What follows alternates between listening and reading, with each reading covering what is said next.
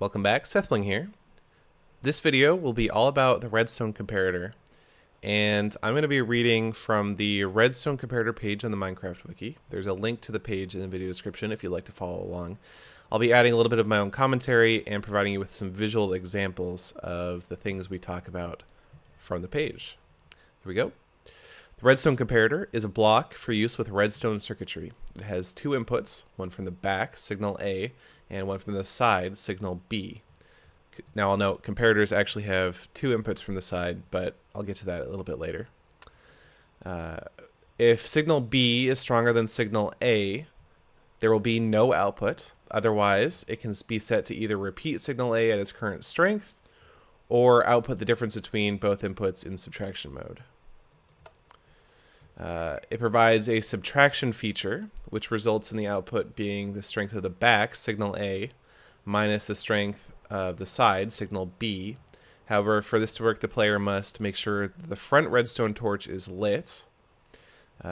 Signal B has to be less powerful than signal A for it to work. For example, if the back has a signal strength of 15 and the side has a signal strength of 1, the output is 14. Here we can see that because 14 lamps are lit and 1 lamp is unlit. The comparator also provides a feature which is activated when the rear of the comparator is, which is the side with two torches here, is placed against a storage block. Doing this causes the comparator to emit a signal that is equal to the percentage of the storage block, equal to the percentage that the storage block is full. Some people call this fill checking. So we can see here the chest is about half full and the signal strength is about half of maximum value. The comparator looks similar to a repeater, except it's got an additional torch. So you can see that here. Here is the crafting recipe for the redstone comparator. Let me just scroll down on the page. All right, now we're going to talk about the uses of the redstone comparator. You can use it as a low delay wire or diode. Now, what diode means is that it lets a signal pass one direction but not another. And so, like a repeater, the comparator acts as a diode.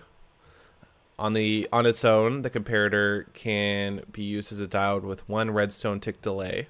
What that means is it takes one redstone tick for the signal to get from this side over to this side, as we see here, which is 1/10 of a second. Providing an output of the same signal strength as its inputs, but not allowing current to flow against the direction of its arrow.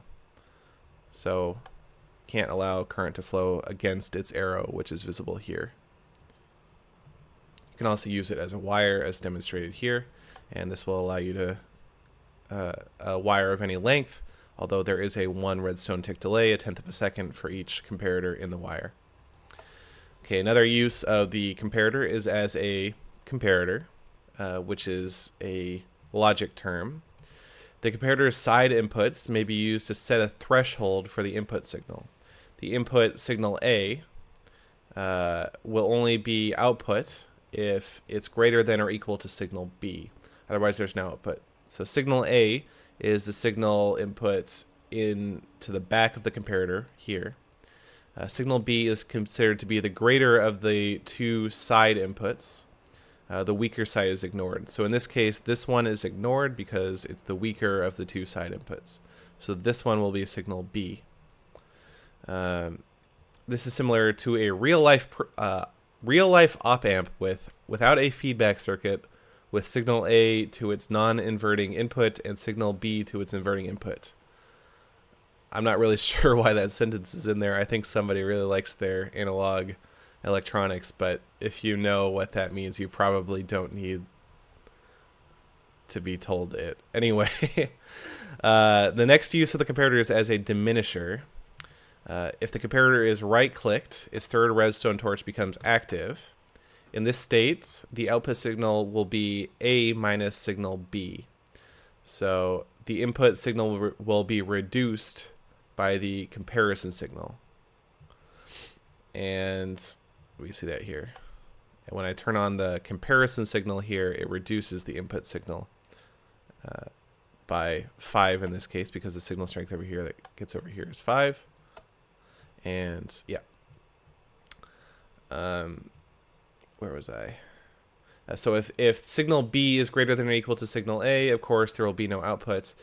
This is similar to a real-life op-amp with a feedback wire from its output directly to its negative input, hence no amplifying effect, but subtracts inputs, with signal A to its non-inverting input and signal B to its inverting input. Again, I think somebody was really excited about their analog electronics. All right, so another use of the comparator is as a clock. If a redstone torch is connected directly to signal A, the input here, and the output is forwarded to signal B, and the comparator toggle is set to on, so the torch is on here, the device will act as a clock. Now it's important to note, well, we can see here that the repeater blinking on and off means it is indeed acting as a clock.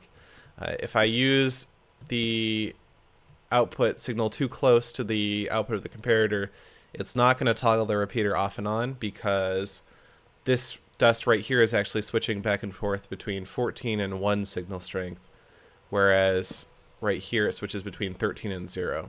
So that's something to be careful of, because you can't necessarily tell what the signal strengths are just by looking at them when it's blinking so fast.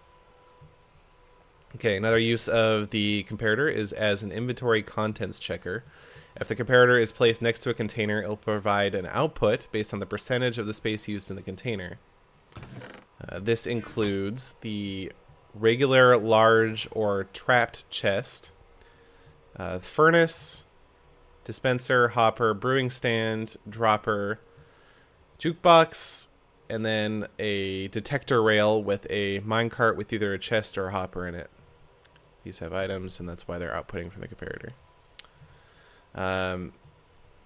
The comparator may be separated from the input by one solid block if the three form a line. However, redstone current from below the separator, this block, may interfere with the signal, and there's more info below. This is really useful actually for hiding the comparator behind a wall or something like that. Okay, inventory checking output. When a container is empty, the output is off, and we see that here. When it's not empty, the output signal strength is calculated as follows.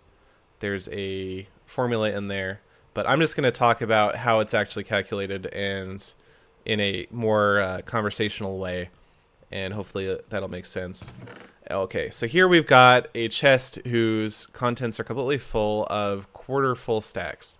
So snowballs usually have a maximum stack size of 16, and sandstone, of course, has a maximum stack size of 64. So each one of these slots is 1/4 full. And as we see here, the output is 4 out of 15, which is about 1/4 of the max signal strength. Okay, similarly, here we have all the stacks are half full, and we have the signal strength of about half. It's 8, which is about half of 15. Here, all of the stacks are completely full. Now notice that they don't have the same number of items in them. This one has 64 for sandstone. Music discs only form stack of 1, and snowballs form stacks of 16. So these stacks are all full, but they have different stack sizes, and the output is maximum. So the way that it calculates it basically is it takes the percentage full that each stack is. So whoops. So this chest, this stack is 50% full. This stack is 50% full, etc. All the stacks are 50% full. So it calculates the percentage full that each stack is, and even the empty ones. Those are 0%. And then it averages all those percentages, and then basically takes that percentage of 15, and that's the output that the comparator has. So if you had, say, all of the stacks, let's see, if you had like half the stacks were half full, then these would be 50% and these would be 0%, and it would average out to 25%, and we would get the same signal strength between these two things, because the chests are both 1/4 full. So hopefully that explains how to do it. With something like a brewing stand, there are 4 inventory slots here, and so it still does the same calculation, but it's only averaging between 4 slots. And then there's only 5 slots in a hopper, 9 in a dispenser, only, I believe it's 3 in a furnace, and it looks at all 3. So that's how that's calculated. So I'm not gonna, you don't necessarily need to know the specific math, and it's actually a little bit wrong in the wiki entry. And there's a couple more just charts of things. It tells you, sorry, the jukebox is a special case here. The jukebox will output a different signal strength for each different record, and you can look on the page to see that actual table and see what signal strength each record outputs. But I'm not going to go over it here.